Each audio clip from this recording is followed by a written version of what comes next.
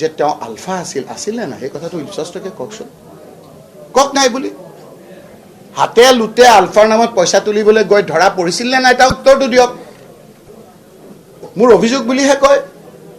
কোনে নাজানে মানৱেন্দ্ৰ শৰ্মা ডাঙৰীয়া যে উজান বজাৰত যে হত্যা কৰা হৈছিল সেই সময়ত কোন নাছিল, কওক তেওঁ নাই বুলি স্পষ্টকৈ কৈ দিয়ক। তাৰ পৰৱৰ্তী সময়ত কাক কাক তেওঁ কেনেকৈ হাত কৰিবলগীয়া হৈছে, কিমান পইচা খৰচ কৰি কি কাক কৰিবলগীয়া হৈছিল সেইখিনিও সময়ত ব্যাখ্যা কৰি।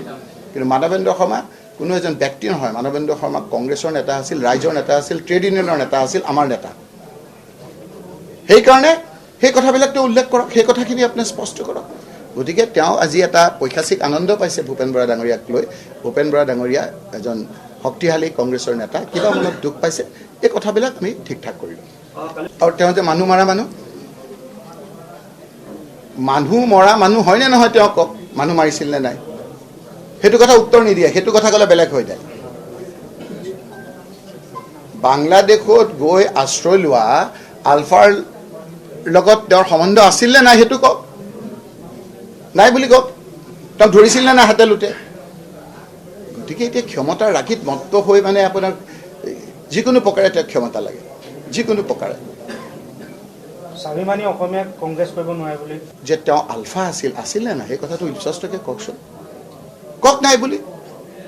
হাতে লুটে আলফাৰ নামত পইচা তুলিবলৈ গৈ ধৰা পৰিছিল নে নাই তাৰ উত্তৰটো দিয়ক।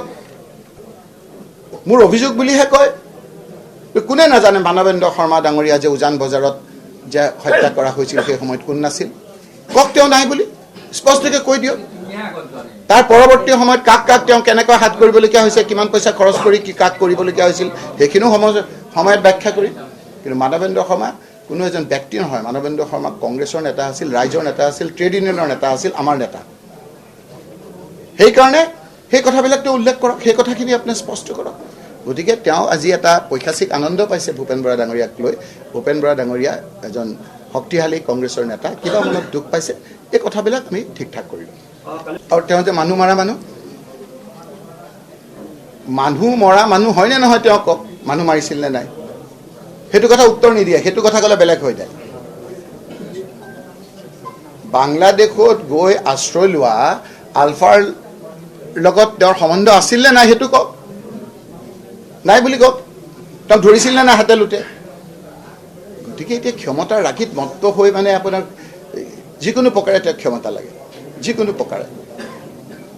স্বাভিমানী অসমীয়াক কংগ্ৰেছ কৰিব নোৱাৰে বুলি